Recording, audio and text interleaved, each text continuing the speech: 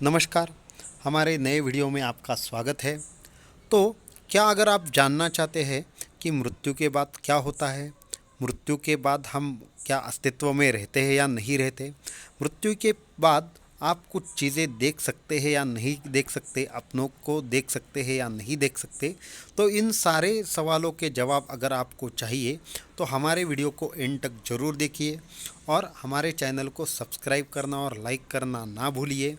और पिछले जन्म को जानने की विधि भी अगर आपको चाहिए तो आपको क्या करना है, हमारे चैनल को ज़रूर इस वीडियो को कंटिन्यू देखना है।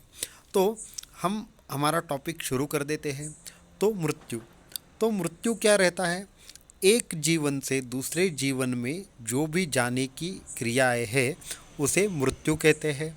तो मृत्यु के बाद होता क्या है? तो मृत्यु के बाद का अनुभव मैं क्यों बता रहा हूँ, क्योंकि मुझे खुद ये एक्सपीरियंस है कि मैं अपना जो लिंग देह बोलते हैं, मनोमय कोश बोलते हैं, उसको बाहर निकाल कर कहीं पे भी आ जा सकता हूँ। और मृत्यु के बाद यही क्रिया होती है।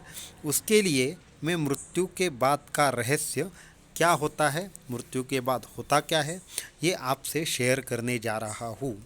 तो हमारा जो शरीर है वो हमें दिखता जैसा है वैसा है नहीं। इसके अंदर बहुत ही जटिल तरह की समस्याएं या फिर जटिल प्रकार के जो आंतरिक कोश है वो मौजूद है। और आपके शरीर के अंदर ऐसी ऐसी चीज़ें हैं जिसका आप कल्पना भी नहीं कर सकते। तो मैं सबसे पहले आपको एक अनुभव शेयर करता हूँ। जब मैं ध्यान सीख रहा था और साधना के बहुत ही बेसिक स्टेज में था, तो मैंने परकाया प्रवेश के बारे में सुना था। तो परकाया प्रवेश होता क्या है? अपने अंदर से आत्मा को बाहर निकालना है, मनोमय कोश को, और उस कोश से किसी दूसरे प्राणी के शरीर में प्रवेश करना है। इसे बोलते हैं परकाया प्रवेश। तो ये बहुत ही कठिन विधि होती है और ये योग की सबसे उच्चतम अवस्था में ही ये आप प्राप्त कर सकते हो। तो परकाया प्रवेश ये कोई सामान्य चीज़ है नहीं, कोई भी आके कर लेगा और उसको वो हो जाएगा, ऐसा नहीं है। तो मृत्यु के बाद यही होता है कि हमारे अंदर का जो मनोमय कोश है वो बाहर आ जाता है। तो मुझे ये सवाल आया कि क्या सच में मरने के बाद या फिर जिंदा भी किसी कोई आदमी परकाया प्रवेश कर सकता है या नहीं कर सकता। तो उसके लिए संकल्प किया, मैं ध्यान को बैठ गया। मुझे हमारे गुरु की कृपा से बहुत अच्छी तरह से ध्यान की कुछ ऐसी विधियाँ मालूम थी जो उन्होंने मुझे बताई थी और उसकी मैंने प्रैक्टिस भी की थी। तो हमारे गुरुदेव के आशीर्वाद से वो दिन आ गया जब मैंने वो जो अपना मनोमय कोश कैसे बाहर निकाला जाता है इसका अनुभव किया। तो हुआ यूँ कि जब मैंने परकाया प्रवेश के बारे में सुना तो हमारे गुरु से पूछा कि गुरुजी, ये परकाया प्रवेश क्या होता है? तो उन्होंने हंस के ऐसा जवाब दिया कि वक्त आने पर खुद ही समझ जाओगे।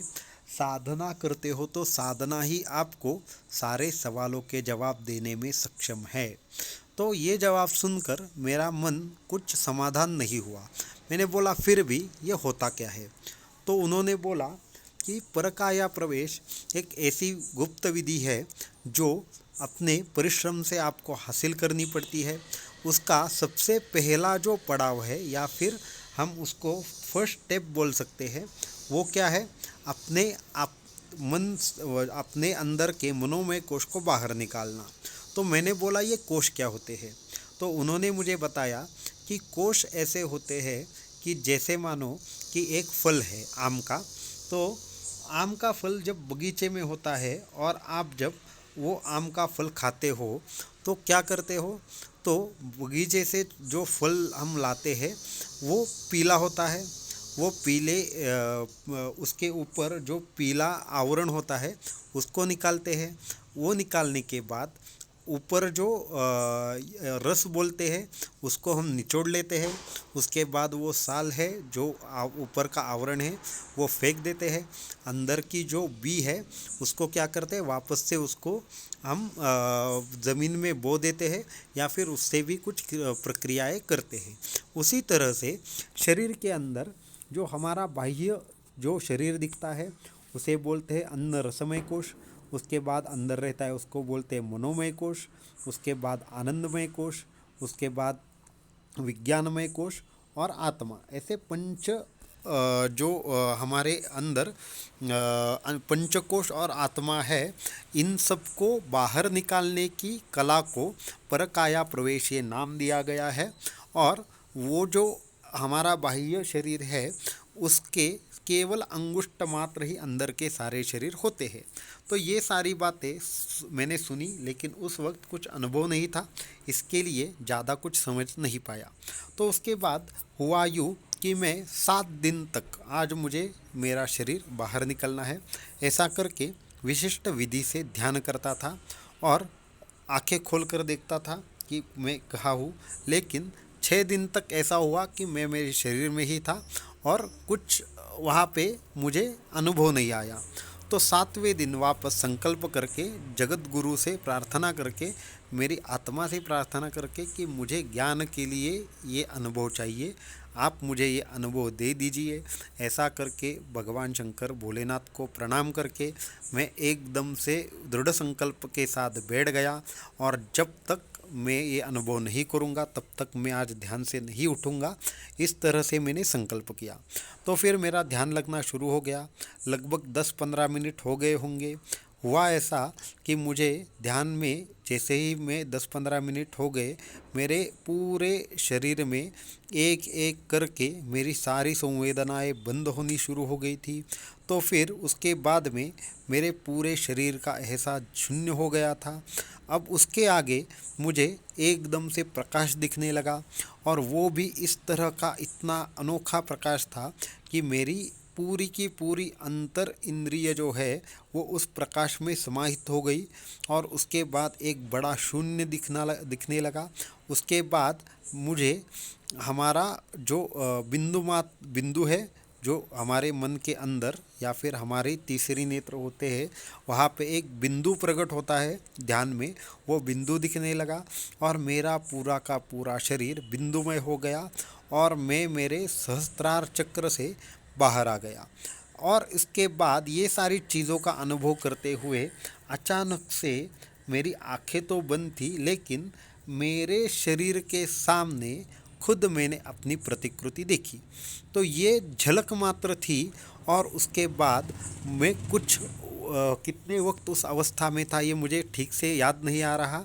और उस क्रिया के दौरान 5-6 घंटे तो मैं उस अनुभव को ले रहा था, पर मुझे कितना टाइम उसमें गया वो याद नहीं आ रहा। तो उसके बाद मैंने एकदम से ऐसे देखा कि मेरे सामने मैं ही बैठा हूँ और मेरा जो शरीर है, स्थूल शरीर, वो वहाँ पर ही है और सामने की तरफ मैं बैठा हूँ। उसके बाद धीरे धीरे हल्का होते हुए मैं छत की तरफ बढ़ने लगा और मैंने ऊपर की तरफ देखा, तो मुझे तब तक अपने ये जो स्थूल शरीर है उसका पूरी तरह से विस्मरण हो चुका था। और मैं ऊपर जाते जाते एकदम से जो छत थी उसके आर पार चला गया और हवा में कैसे तैरते हैं उसका अनुभव करने लगा। मैं सच बोलता हूँ, वो जो आनंद का क्षण था वो जग में सबसे बढ़िया आनंद है, क्योंकि उस वक्त मैं मेरे शरीर में नहीं था और ये अनुभव मुझे बहुत बढ़िया था लगा। उसके बाद अचानक से कहीं से गुरु की मुझे आवाज़ सुनाई दी, श्री गुरुदेव दत्त ऐसे करके। और मैं कब मेरे शरीर में वापस आ गया और मैं 15-20 मिनट तक हिल नहीं पा रहा था। उसके बाद धीरे धीरे धीरे गुरु का नामस्मरण किया और गुरुजी को प्रार्थना की कि मुझे अभी नॉर्मल होना है, आप मुझे कुछ कीजिए। उसके बाद एक एक इंद्रिय और चेतना लौट आई और फिर 1 घंटे बाद मैं पूरी तरह से नॉर्मल हो गया। उस दिन जो मैंने अनुभव किया वो इतना अच्छा था। तो उसके बाद यही होता है मृत्यु के बाद। उसके बाद मुझे मरे हुए लोग दिखना भी शुरू हो गया। तो एक अंदर ऐसी स्थिति आ गई कि मरने के बाद भी आप जीवित तो होते हैं, अस्तित्व में होते हैं, पर लोगों को दिखते नहीं। तो मरने के बाद होता क्या है? मरने के बाद सबसे पहले हमारा जो अन्नमय कोश छोड़कर बाकी के जो अंदर के कोश है वो बाहर निकलते हैं। वो भी हमारी तरह ही आकार धारण करते हैं जब तक उनका नया जन्म नहीं होता। इसलिए आपको मरने के बाद जो दिखता है, जिसे आप भूत कहते हैं, वो भूत नहीं होता, वो मनोमय कोश रहता है जो शरीर के जैसे ही दिखता है। तो उसके लिए उसका रूप, रंग, वर्ण सारे के सारे वैसे ही रहते हैं। अगर वो अपाहिज है तो आपको अपाहिज भूत दिखेगा, अगर वो उनके हाथ पैर ठीक है तो अच्छे हाथ पैर वाला भूत दिखेगा। तो इस तरह से ये सारी की सारी जो लक्षण हम जिंदा होते वक्त होते हैं, मरने के बाद भी हम अस्तित्व में रहते हैं।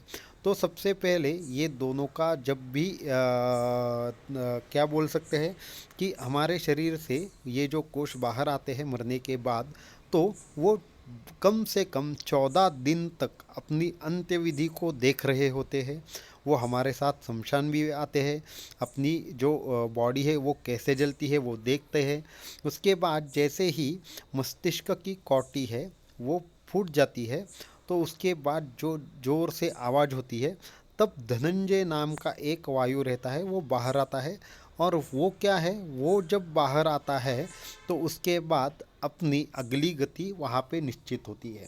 उसके बाद 13 और 14 दिन का जो भी विधि है अगला पूरा का पूरा, वो आत्मा देख लेता है।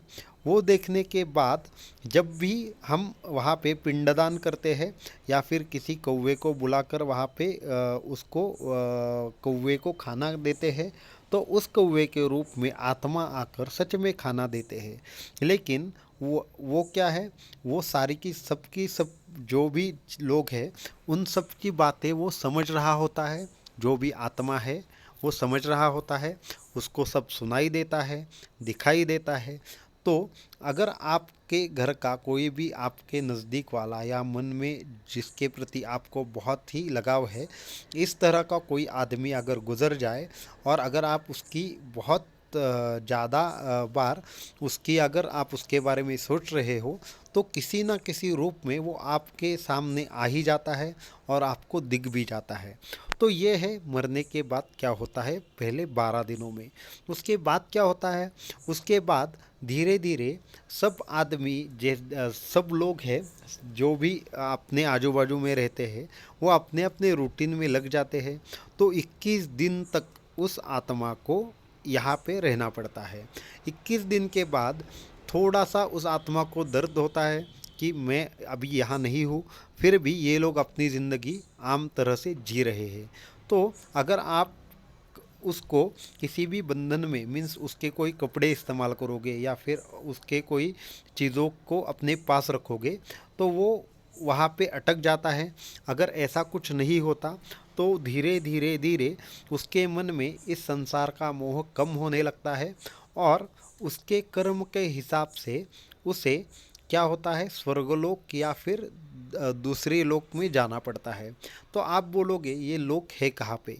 यहाँ पे ये जो दूसरे लोग हैं वो यहीं पे है, पृथ्वी पर नहीं है, पृथ्वी के ऊपरी कक्षाओं में रहते हैं। तो जब भी आप मनोमय कोश का रूप धारण करते हो, मरते हो और आत्मा का रूप धारण करते हो, तो आपके शरीर में हल्कापन आता है, उसकी वजह से आप ऊपर उठते हो। ऊपर यम नाम की जो शक्ति रहती है वो क्या करती है, आपको आगे की राह दिखाती है।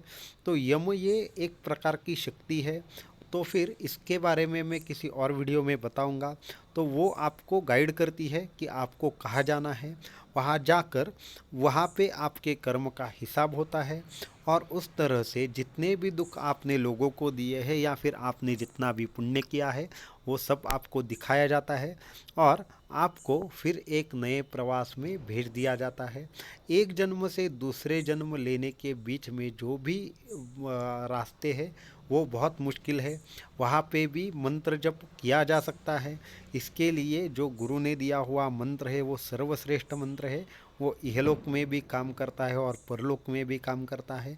जब आप जीवित हो वहाँ पे भी काम करता है और जब आप मृत होते हो वहाँ पे भी काम करता है। और उस मंत्र और यम की सहायता से आप शून्य मार्ग से होकर आप बहुत सारे लोग घूमकर फिर मनुष्य जन्म लेते हैं और अपना जीवन व्यतीत करते हैं। तो मरने के बाद ऐसी बहुत सारी घटनाएं होती है और मरने के बाद अगर पिछले जन्म की कुछ स्मृतियाँ आपके मनपटल पर है तो आपको पुनर्जन्म भी याद आता है। और अगर आप पूछोगे कि आप अपना खुद का पुनर्जन्म जानते हो, तो इसका जवाब भी हाँ है। तो मेरे पुनर्जन्म के बारे में कभी और बताऊंगा। तो आज के लिए इतना ही। अगर आपको ये वीडियो पसंद आए तो लाइक और सब्सक्राइब ज़रूर कीजिए, और हमारे चैनल को ज़्यादा से ज़्यादा लोगों तक पहुंचाना ना भूलिए। धन्यवाद।